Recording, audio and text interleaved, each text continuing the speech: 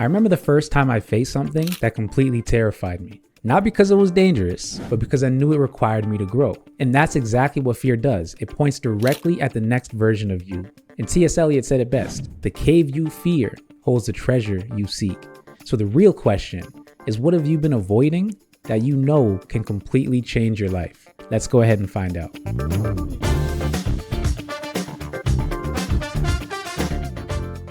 What's going on, everyone? Welcome to another episode of the Success Spectrum Podcast. I'm your host, Kadeem McLean. We've all dealt with that thing called fear, and we know it disguises itself as logic, comfort, and strategy. But what we don't realize is that disguise often keeps us as entrepreneurs stuck exactly where we are. So the aim for this episode is to help you to identify that cave that you've been avoiding, to help you understand how fear disguises itself as these things, but really to understand how fear is often a sign of alignment, and how stepping into that discomfort that you're feeling when you think about this thing or attempt to do these things really helps you to unlock your next breakthrough. One thing we all understand for the most part is fear is the border between your current self and your next level. And in order, therefore, to get to that next level, guess what we got to go through? We got to go through that fear. We got to go through that discomfort. And if we don't do that, we're not going to get there, because every transformation starts where your comfort zone ends. For anybody who's been listening to me for a while, you've heard me often talk about the comfort zone, the growth zone, and the danger zone. I'm not going to dive too far into it right now, but once you breach that comfort zone, you get just outside of it. That's where growth happens. That's where transformation can occur. If you stay in that comfort zone, it's not going to happen. So we really need to make sure we get uncomfortable. Not uncomfortable, obviously, in a negative way, but uncomfortable in terms of overcoming the negative thoughts in our minds and limiting beliefs, and realizing on the other side of that fear, that's the treasure. So we got to go through that fear. The emotion we often call fear, and I feel like it kind of needs to be reworded, to be honest. That's our potential calling us to our next level. It's calling our attention, saying, hey, we got this next version over here, but what are you going to do? You're going to stay where you are? You're going to come over here because it's much better on this side. You just got to go through some stuff to get there. But once you get there, it's much better, right? So again, fear. And let me backtrack, because oftentimes I think people have a misunderstanding of what fear really is. Fear is false evidence appearing real. It's our minds creating a story that this thing is going to be so much more difficult, so much more scary than it's actually going to be. I'm sure you can think of situations in your life where you thought something was going to be so tough, so difficult. You went through it, and then guess what? It wasn't as bad as you thought it would be. I remember I talked about in one of my previous episodes doing a trust dive. And this is where you're up, it's high rope. So you're up in the air, quite a few feet, quite a few meters, whatever. But you're up in the air where if you were to fall, you can get seriously hurt. But you're roped in, and you have to dive off of this small platform to touch this buoy, a water buoy that's obviously a distance because you have to dive to reach it.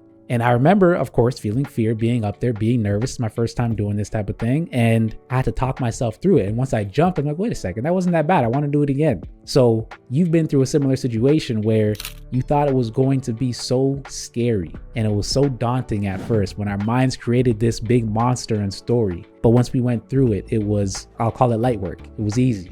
Right? It wasn't as bad as we thought it was going to be. And that's a perfect example of that danger we feel. It's usually just discomfort disguised as growth. And that's a perfect example, because oftentimes what feels like danger is usually growth disguised as discomfort. And there's a group of us, I know there's a group of you out there who are listening to this right now, where you will do everything you can to avoid that thing called fear because you think it feels safe to just stay where you are.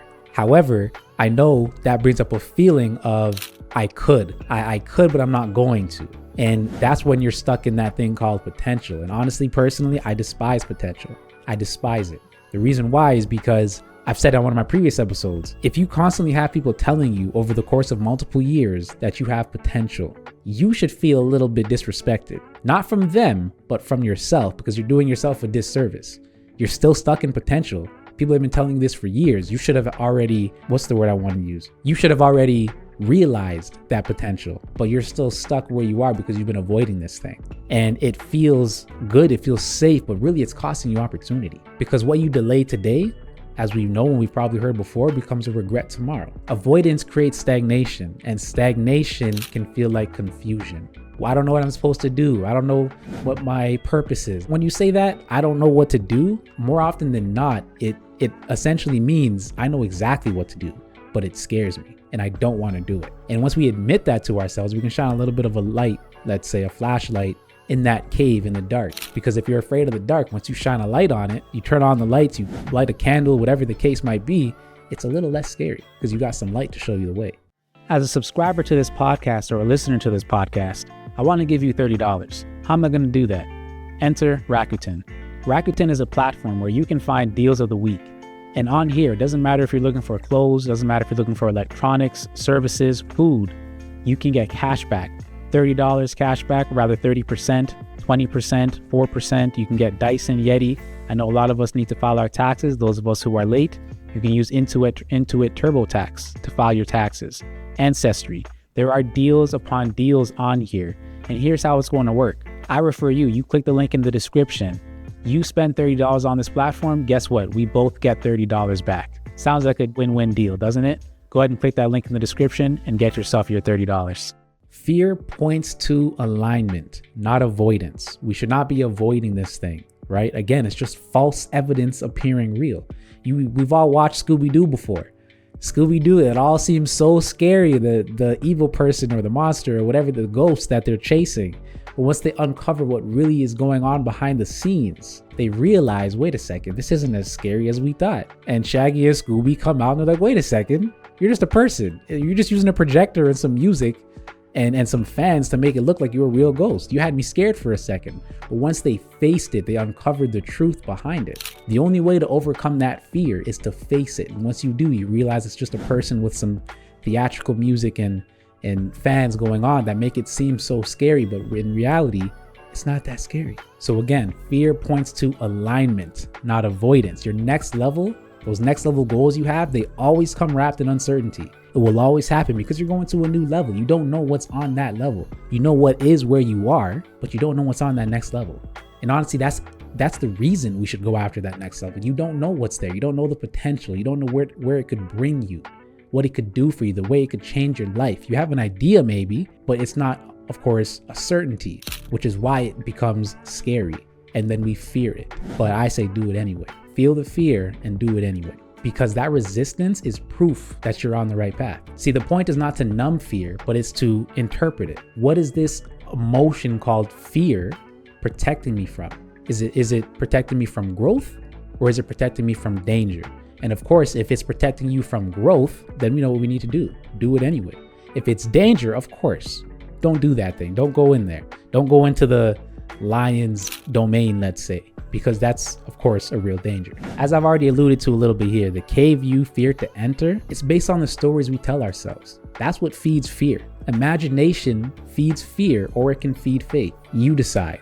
You can pick whichever one you want it to feed. You're going to let it feed that fear in terms of, oh my gosh, this is going to happen, or that could go wrong, or I could lose an arm, or whatever the case is, or you're going to let it feed your faith. Yeah, there's these dangers or these uncertainties. However, if it does work out, this, that, and the third is going to happen, and that's going to completely change my life and my trajectory. Every fear has a narrative behind it.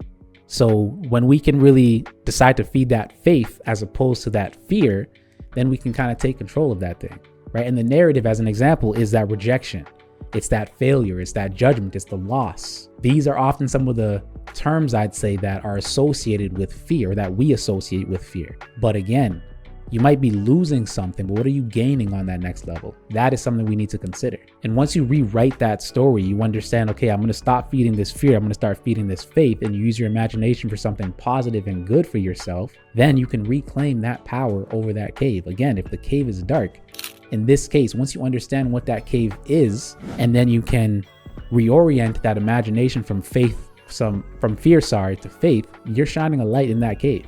And you'll realize there's nothing in that cave except a path to your treasure. There might be some little falling rocks or something like that you have to avoid. Of course, that's that growth zone. That's the discomfort. You don't know what necessarily is going to happen, but you have that flashlight and you can kind of see what's going on as you approach it. But the only way to really get through that cave, again, as I said, action, approach it, move through it.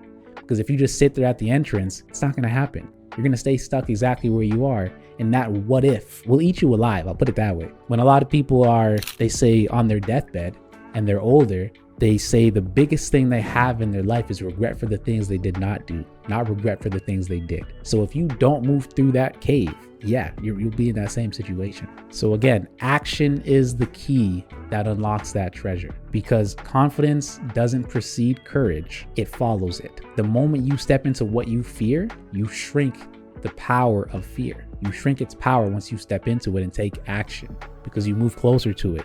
You, as Scooby-Doo, when they're getting closer to really determining what this thing is, this ghost, this monster, it scares them less. Scooby and Shaggy, you see their persona kind of change, like, oh, okay, it's not as scary as I thought it was. And then that classroom of, let's call it fear, that cave, the cave really becomes a classroom in which you train for your next level. So I want you to ask yourself, what am I pretending not to know because I'm afraid of what it requires? That's your cave. And on the other side of that cave is the treasure that will change everything. So if you're ready to face that cave and ready to dive in and pick up your flashlight, pick up your candle and light that candle and get to your next level, let's turn that fear into fuel and move towards your breakthrough. Go ahead and click that link in the description so we can get my one-on-one coaching and see how I can help you and assist you through that. Again, if you're a new entrepreneur, I want to help you. So let's see how we can help each other. All right, Kadeem here. Hope you found this helpful, and I'll see you in the next one.